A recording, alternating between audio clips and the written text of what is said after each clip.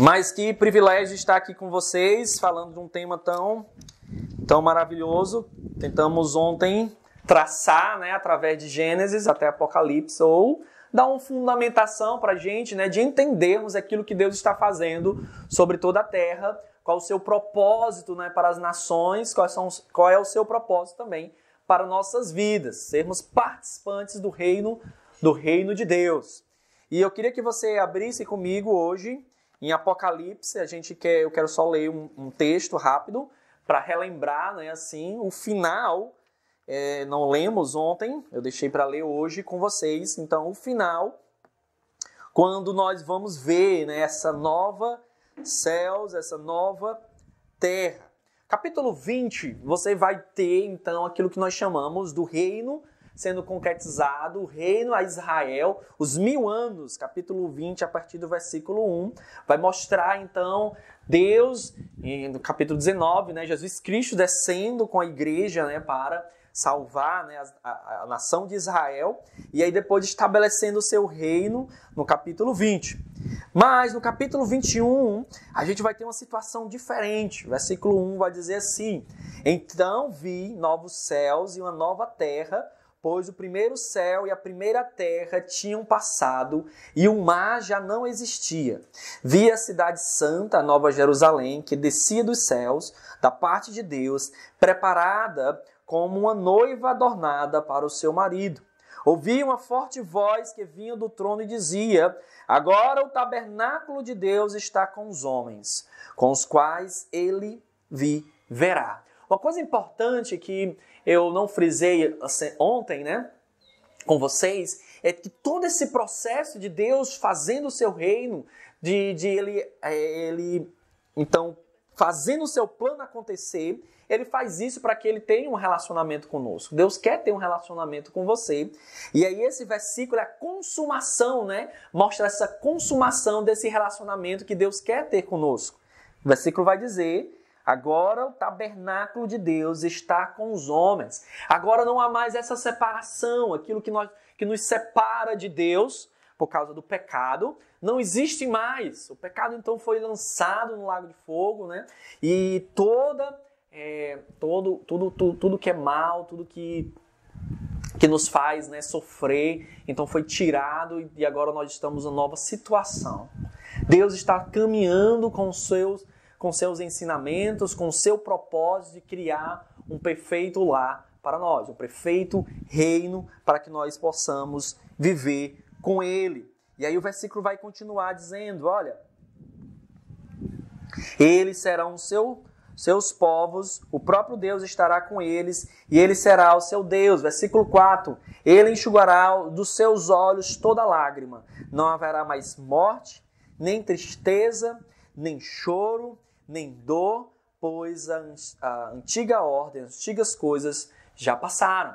É a luta, a luta de todo reino, a luta de todo país é buscar, que não haja fome, que não haja desigualdade, que não haja problemas, mas a gente vê dentro da situação do mundo, que nenhuma presidência, nenhum reino consegue isso. É impossível para os homens trazer todas essas qualidades de um reino, sem tristeza, sem choro, nem dor, mas haverá um momento em que o Senhor restaurará todas as coisas e nós viveremos nesse paraíso realmente, nesse reino sem fim, sem tristeza, sem morte, sem choro, nem dor. Então, essa parte, apesar de parecer estranha, dentro daquilo que nós estamos traçando nesse nosso acampamento, quem pode me dizer aqui rapidinho, alguém pode me dizer o tema do acampamento? Não está aqui hoje, Vamos ver se vocês estão na ponta aí da língua. O tema, então, do nosso retiro aqui, qual é? Ixi, vamos lá, de novo, vamos lá. Vamos lá, as mulheres. As escrituras explicam o evangelho e etc. Olha aí, amiga, dando uma pescadinha assim, de leve, Aí, vamos lá, os homens, vamos lá. As escrituras. E as épocas, né? Nós temos então em nossas mãos aquilo que pode explicar, aquilo que pode trazer clareza às épocas. É o que nós vimos ontem, é o que nós ainda vamos continuar vendo, as épocas, né? Como entender as épocas, né? Abrimos lendo Daniel e ele viu, né, como Deus traçou já o percurso cronológico para as épocas, os reinos que viriam. Lógico que não temos como ver tudo. E vimos então como Deus então está traçando o seu plano de ter um reino sobre a terra. E esse reino, ele acontecerá em sua plenitude nos 1000 anos, mas ele ainda vai ter uma restauração ainda melhor. Ele vai, como nós falamos, né? Deus vai pegar o jardim, aquilo que era perfeito, e aí de uma forma extraordinária ele vai tornar melhor. Ele vai tornar mais perfeito ainda nesses novos céus e nessa nova terra. É para onde nós estamos, é para onde nós estamos caminhando, é para onde então Gênesis e Apocalipse ele vai unir os textos e Deus então movimentando o homem para que entre neste reino, faça parte deste reino. Mas o Evangelho, ou melhor, as Escrituras não explicam só as épocas. Elas explicam também o Evangelho, e o Evangelho é fundamental para entender também o reino. Para entendermos como Deus vai conquistar este mundo. Como Deus, então, vai instaurar o seu reino. E eu queria ver, então, com vocês, hoje, o quem, né? Falamos ontem do que, o que Deus está fazendo, e através de quem. E vamos tentar, então, definir um pouco o que é evangelho. Então, quando eu estava pensando de a gente fazer isso, como é que eu vou fazer isso essa manhã e hoje à noite? Eu vou pegar uma proposta feita por, eu acho que é Greg Gibert, é um americano. Ele escreveu o livro O que é o Evangelho, e ele faz uma proposta tão interessante que eu acho que ela vai ficar didática para nós e ela vai ficar boa também para quando você for evangelizar. Certo? E ele vai dividir então o evangelho em 4 palavras. Hoje a gente vai ver 2, hoje pela manhã, e hoje à noite a gente vai ver mais 2. A primeira palavra, então, quando nós vamos pensar no evangelho e entender bem o evangelho, para entendermos e para proclamarmos, é que o evangelho ele começa com Deus. O evangelho ele começa com aquilo que nós começamos falando ontem, de que Deus é que cria, é que Deus é que arquiteta, né, a história do mundo. Então, quando nós olhamos para o Evangelho, nós precisamos lembrar que existe um Deus que é criador, e como Ele é criador, então nós somos dependentes e responsáveis diante dEle. Nós estamos, então, abaixo dessa pessoa, que é Deus. Vamos ver isso em um texto, para ficar mais claro. Apesar de que nós já temos essa concepção, é interessante ver como os autores bíblicos, né, como os apóstolos até, citaram essa ideia, e essas 4 palavras vão ser vistas nesses textos que a gente vai estar estudando. Então vamos comigo em Atos capítulo 17.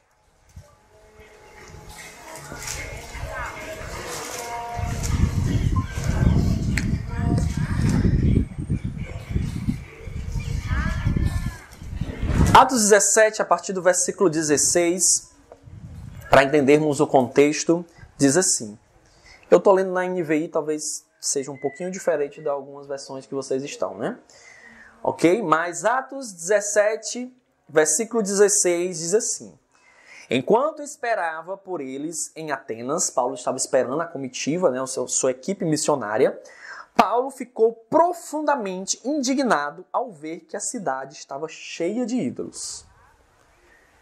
Essa indignação, né, pelo fato, né, que ele quer pregar o evangelho e pelo fato da idolatria reinar lá em Atenas, né? E você vê então essa indignação no apóstolo. Mas é interessante como ele vai, qual é a estratégia que ele vai traçar para falar do evangelho. Qual a estratégia que ele vai traçar para alcançar aquelas pessoas. Aqui é um apêndice, né? Não tem a ver com o nosso tema em si, de como evangelizar, né? mas às vezes, né, a forma como as pessoas fazem, né, querem quebrar logo os ídolos, né, chega à casa de uma pessoa, né, de um parente seu, né, derruba esses ídolos, não sei o quê, né, e aí você um bando de idólatra, né. Então Paulo poderia ter feito isso, mas preste atenção como que Paulo vai fazer. Paulo então ele começa a pregar a palavra de Deus e de uma maneira mais interessante, vamos lá no versículo 22. Aquelas pessoas começam a querer saber o que é que Paulo está querendo ensinar. E o versículo 22 então vai dizer o seguinte: então Paulo levantou-se na reunião do Areópago e disse: atenienses, vejo que em todos os aspectos vocês são muito religiosos. Interessante, ele elogia o pessoal, né? Ele, olha, vocês são religiosos, olha aqui, tanto de ídolo, né? Mostra a religiosidade de vocês. Pois, andando pela cidade, observei cuidadosamente seus objetos de culto e encontrei até um altar que está uma inscrição ao Deus desconhecido. Ora, o que vocês adoram, apesar de não conhecerem, eu lhes anuncio. O Deus que fez o mundo e tudo o que nele há é o Senhor dos céus e da terra e não habita em santuário feitos por mãos humanas. Ele não é servido por mãos de homens, como se necessitasse de algo, porque ele mesmo dá a todos a vida, o fôlego e as demais coisas. De um só fez ele todos os povos, para que povoassem toda a terra, tendo determinados tempos anteriormente estabelecidos e os lugares exatos em que deveriam habitar. Deus fez isso para que os homens o buscassem e talvez, tateando, pudessem encontrá-lo, embora não esteja longe de cada um de nós. Pois nele vivemos, nos movemos e existimos, como disseram alguns dos poetas de vocês. Olha que declaração de Deus. A primeira declaração, então, que Paulo faz para aquelas pessoas idólatras é uma referência de que nós estamos abaixo de Deus, que nós dependemos de Deus, que nós devemos respeito a Deus. O evangelho, então, deve começar com a pessoa entendendo a realidade de quem Deus é e de quem ela é. Se você não começa, as pessoas não têm essa concepção, fica difícil de você apresentar o evangelho para ela. Você precisa, então, ter esse link. Um link, às vezes, de ela crê que Deus existe, ela crê, então, na palavra de Deus. Se ela não crê, você pode criar outras estratégias, sim, com certeza. Mas como o apóstolo, então, traça aqui, a primeira coisa que nós precisamos olhar no evangelho é que Deus existe e que Deus, então, e através dele nós nos movemos, nós existimos, nós respiramos, nós somos o que somos como homens, mas estamos caminhando longe do padrão dele. Eu tenho uma pessoa, sim, que eu tenho que responder na minha vida. Talvez, às vezes, as pessoas não vão querer responder às outras que estão ao redor delas, mas ela tem que responder, ela vai responder a Deus. Seja agora, ou seja depois, ela precisa lembrar disso. Depois de olhar para essa realidade de Deus como Criador, precisamos lembrar, então, também da natureza deste Deus. Quem Deus é em sua natureza. Isaías capítulo 6, né, os anjos ali vão declarar que Deus é santo, Ele é santo e Ele é santo. Às vezes a gente não leva muito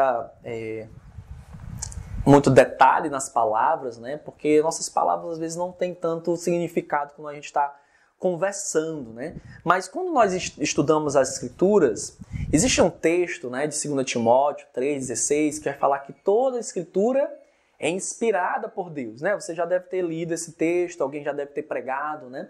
E a ideia de toda a Escritura inspirada é que toda a Escritura foi soprada por Deus, né? Toda essa Escritura, então, é importante, plenária, né? Toda ela, de Gênesis e Apocalipse, e de maneira verbal, cada palavra importa.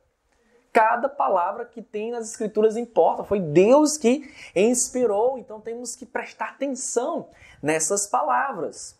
Como eu comentei, né, a questão de ser perfeito, o jardim, e depois a gente olhar no final e Deus mostrar algo maior, né, e a gente fica... É esse contraste que vai fazer você entender, às vezes, algumas questões das Escrituras, né? Como é que uma coisa que é perfeita pode se tornar mais perfeita, né? A grandiosidade de Deus. O que é santidade? A santidade por si só é a ideia de pureza, é a ideia de separação, né? Então, quando a coisa é separada para Deus, então uma coisa é santa, é uma coisa separada para Deus. Então, quando o autor declara que Deus ele é santo, ele é santo, ele é santo, ele está falando da referência, né, daquilo que Deus é em sua natureza transcendente e pureza, né, total. Ele é diferente de nós. A sua natureza é totalmente outra. De outra forma, 1 João, vai lá comigo em 1 João, ele vai declarar de outra forma essa ideia de quem Deus é. 1 João, lá no final do Novo Testamento. Capítulo 1, versículo 5. Diz assim: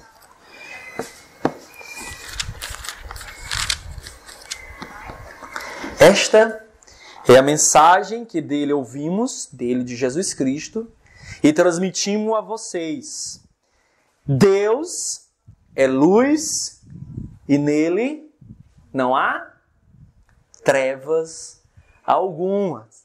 Deus é luz e não há nele treva alguma. O que é que João está estabelecendo aqui em 1 João, a partir do versículo 5, a respeito de Deus? E a respeito também dos outros versos, né? Alguns vão dizer que a ideia de luz aqui é que ele se revela, poderia ser uma possibilidade, né? Deus é aquele que se revela, ele não fica no obscuro, né? Mas quando você olha o contraste que vai existir nos versículos 6, no versículo 7, né? Você vai perceber então que a ideia de ser luz aqui é de sua pureza. É de que Deus ele não pode ser contaminado pelo pecado. E eu ainda digo mais, né? Olhando o texto, Deus ele não pode se relacionar com as trevas. Deus ele não pode se relacionar com o pecado. Então você vem a segunda palavra do Evangelho, que a gente está traçando através de Gilbert, né? E que eu quero que você memorize. Primeiro é Deus, e a segunda agora é pecado. O pecado, então, o homem, então, desobedece a Deus, o homem, então, ele se coloca contra o Senhor, contra o seu Criador, e aí, 1 João, ele vai colocar algo que vai deixar a gente de olhos arregalados e tentando entender um pouco a ideia do que será boas novas agora, mais na frente. Deus não pode se relacionar com o pecado. Deus é luz e a sua separação de santidade, ele não pode então estar com as trevas. Deus, ele não pode andar com pecadores, né? E a gente vai ficar nessa dúvida. E agora? Como Deus de luz, ele vai se relacionar comigo e com você? Como um Deus de luz vai estabelecer o seu reino com homens que só tem pecadores? Entender o Evangelho é importante, irmãos, porque vai ficar mais fácil de você apresentar esse Evangelho às pessoas. E de elas entenderem que Evangelho é boas novas. E boas novas é algo que eu preciso que elas entendam uma situação ruim. E eu olhar para essa situação e sem olhar o resto das outras duas palavras que a gente vai deixar para a noite, talvez vai deixar você aqui confuso. E a ideia é deixar você um pouquinho confuso mesmo. Aí, para que você venha à noite querendo escutar o resto, né? E sem sono. Aí você quer escutar o resto da história, né? Como Deus de luz, que o pastor falou e colocou aqui para nós, ele não pode se relacionar com um pecador. E a palavra de Deus está dizendo que ele está querendo sempre se relacionar conosco. Parece contraditório, não é? Mas não é dentro do seu plano. Porque a gente vai ter, como vocês já devem ter na mente aí, né? A próxima palavra, né? Como é que Deus faz para ter um relacionamento com você. Mas olha, você precisa lembrar disso. As pessoas primeiro precisam lembrar quem Deus é. Deus não é qualquer coisa, qualquer pessoa. Deus é o Criador.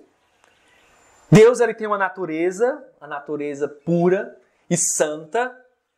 Então eu não posso me aproximar dele de qualquer forma. Eu não posso buscar a ele de qualquer forma.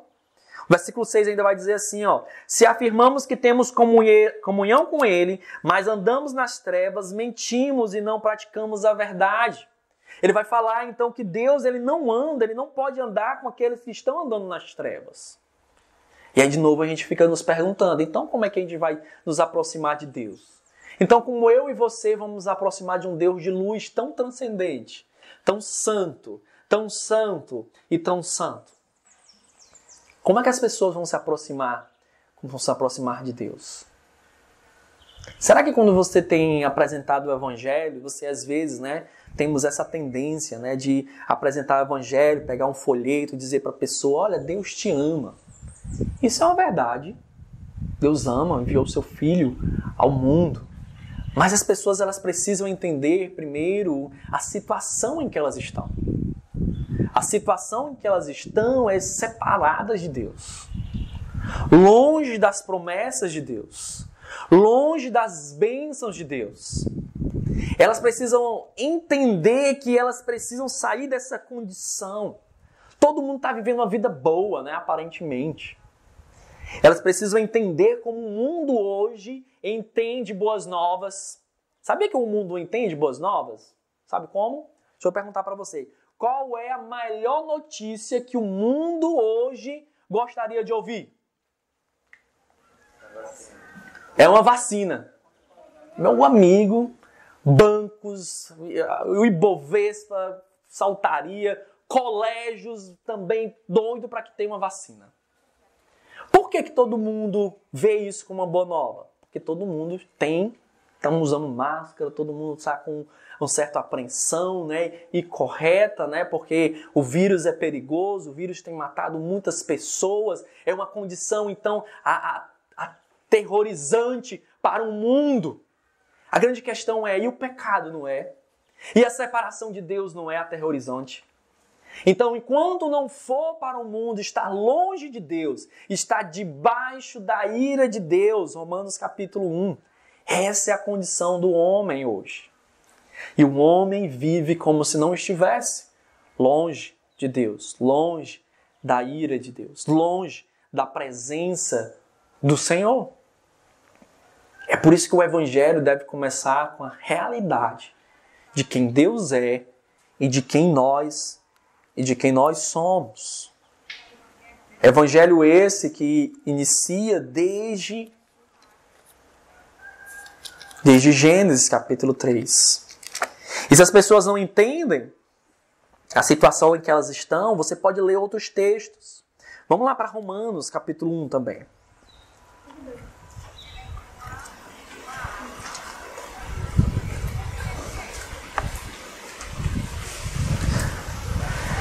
Então guarda aí os versículos. Hoje à noite a gente vai fazer uma prova com vocês, né? O pastor João disse que já preparou ali a prova para saber quem que vai passar, quem que não vai passar. Porque quer saber todo mundo aqui entendendo o Evangelho, né? Se não estiver entendendo o Evangelho, ele disse que vai fazer um discipulado de 1 ano com quem não passar na prova. Quem passar ganha inscrição gratuita. Olha aí, quem passar vai ganhar inscrição gratuita. Até eu vou fazer essa prova agora. Eu posso, pastor, também. Atos capítulo, então, 16, a gente abriu, capítulo 17, falando, então, é um versículo, eu acho um versículo maravilhoso, aquele texto maravilhoso, né, de Paulo falando em Atenas, de quem Deus é, de que todos estão debaixo, então, dessa liderança de Deus, todos nós, então, temos que responder diante de Deus, Ele nos dá o ar, Ele nos dá a vida, deles tudo existe, né, tudo vem de Deus. Eu acho interessante também você ler, às vezes, 1 João, falar dessa relação, né, de Deus como santo e como sendo, não podendo se relacionar com o pecado. E para falar da relação do homem e sua diante de Deus, você pode ler o versículo 18 aqui do capítulo 1. Diz assim: qual é a situação de Deus e do homem? Portanto, a ira de Deus é revelada dos céus contra toda impiedade e injustiça dos homens que suprimem a verdade pela injustiça. Pois o que de Deus se pode conhecer é manifesto entre eles, porque Deus lhes manifestou. Pois desde a criação do mundo, os atributos invisíveis de Deus, seu eterno poder e a sua natureza divina, têm sido vistos claramente, sendo compreendidos por meio das coisas criadas, de forma que tais homens são indesculpáveis. Porque, tendo conhecido a Deus, não glorificaram como Deus, nem lhe renderam graças. Mas os seus pensamentos tornaram fúteis, e o coração insensato deles obscureceu-se. Dizendo-se sábios, tornaram-se loucos, e trocaram a glória do Deus imortal por imagem feitas segundo a semelhança do homem mortal, bem como de répteis, pássaros, quadrúpedes e répteis. A ira de Deus está sendo manifesta nos homens. E temos visto, o homem sofrer, o homem se colocar cada vez mais, em uma dependência de vícios e de idolatrias sem fim, porque eles negam a Deus. Eles procuram, tateando, como diz, algo para preencher o vazio do seu coração. E em vez de preencher esse vazio buscando a Deus, eles buscam ídolos, eles buscam outras coisas. Ainda em Romanos 3, ele vai falar: todos pecaram e carecem da glória de Deus. Duas palavras que começam definindo o Evangelho. A primeira é Deus. A segunda é o pecado. A primeira é a realidade de quem Deus é. A segunda é a realidade de quem nós somos. Entender isso é fundamental, irmãos. Isso vai lhe trazer também uma noção de graça e de misericórdia muito grande. Como um Deus que é grandioso, que é majestoso, que é santo, ele olha para pecadores e ele busca ainda se relacionar com eles. Como nós, homens e mulheres, que muitas vezes não estamos nem fazendo a vontade dele, inimigos dele, como Deus pode amar e nos amar? E entendemos então misericórdia. Vocês sabem o que é misericórdia? Como é que você definiria para mim misericórdia? Como é? Exato, Misericórdia, Deus ser misericordioso, Ele não nos dá aquilo que nós merecemos. Porque o salário do pecado é a morte. No momento que a pessoa pecasse, qual era o salário que ela deveria receber?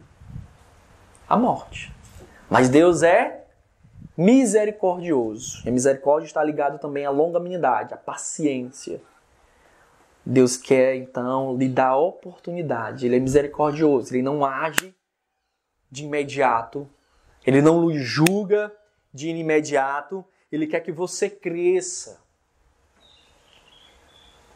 Mesmo você tendo uma natureza ainda em transformação, esperando a ser completado a imagem de Cristo, Ele tem sido misericordioso para com você. E aí também entendemos graça. O que é graça? Falamos de misericórdia, graça. Graça já é receber aquilo que você não merece. Você não merece a salvação. Você não merece a transformação. Você não merece entrar no reino de Deus. Mas Ele oferece isso para você. De graça. Como Deus, então, sendo santo, vai se relacionar com pecadores, Como Deus, então, vai traçar e trazer pessoas que estão em pecados para dentro do seu reino. Como Deus vai fazer outra coisa extraordinária, que é colocada aqui em Romanos, mais na frente, no capítulo 5 e capítulo 6. Paulo ele vai apresentar, então, agora também Deus como juiz. Falamos de sua santidade e vamos falar da sua justiça.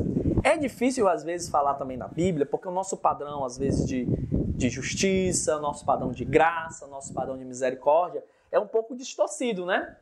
Por exemplo, de justiça, eu vou dar um exemplo, né? Então a pessoa ela comete um crime e aí espera-se que se a pessoa diante do juiz, o juiz então o quê? Condene essa pessoa, né? Espera-se, né? Hoje em dia, né? Infelizmente existem muitos recursos e mais recursos e mesmo depois a pessoa sendo declarada culpada, ela tem recurso para depois ser declarada inocente, né?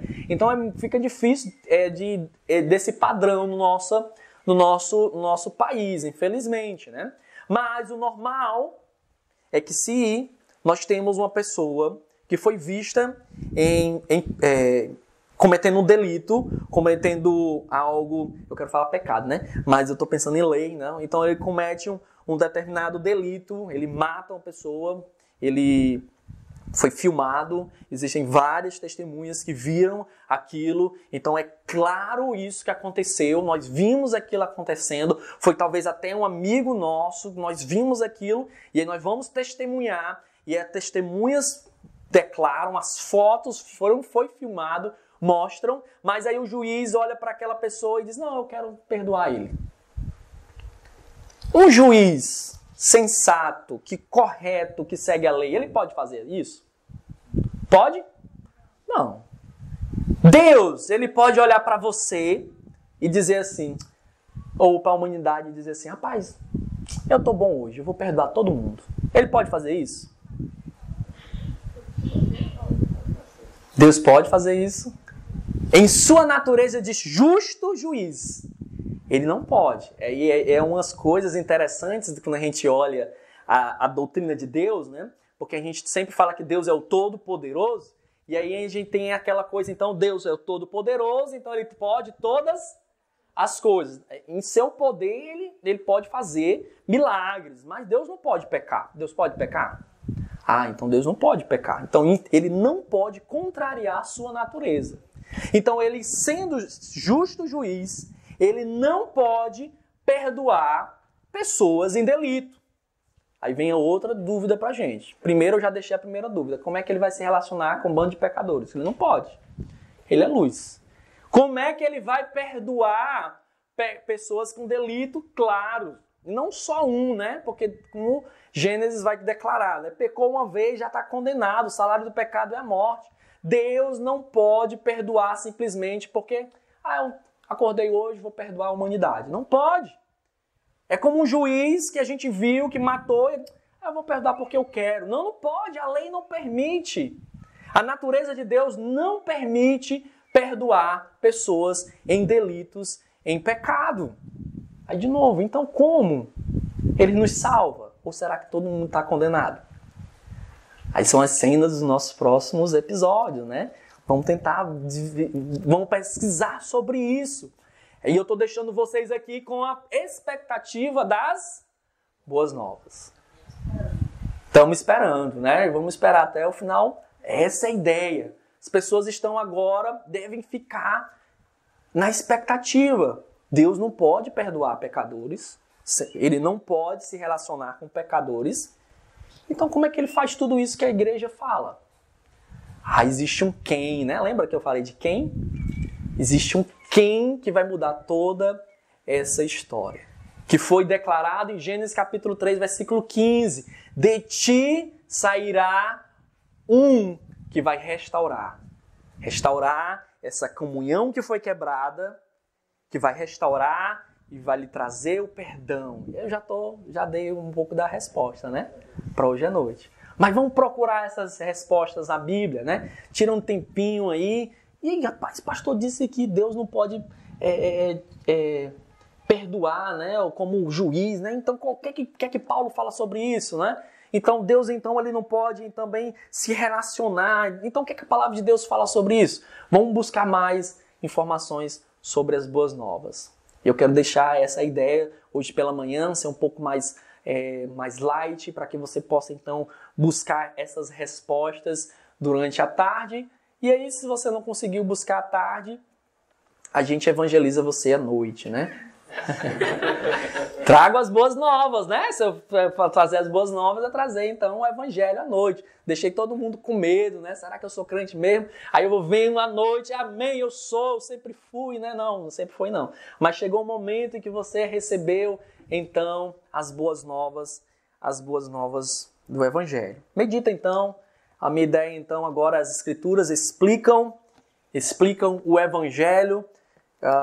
Eu não estou traçando mais coisas, porque se eu falar mais, eu vou pregar tudo, aí eu não vou ter que pregar hoje à noite, né? Aí então, vamos orar, vamos baixar nossas cabeças. Eu quero que você medite bastante sobre essa realidade. É a realidade que o mundo está, a realidade que o mundo precisa entender, que eles estão sobre a ira de Deus e que eles não podem, Deus não pode simplesmente perdoá-los de qualquer forma.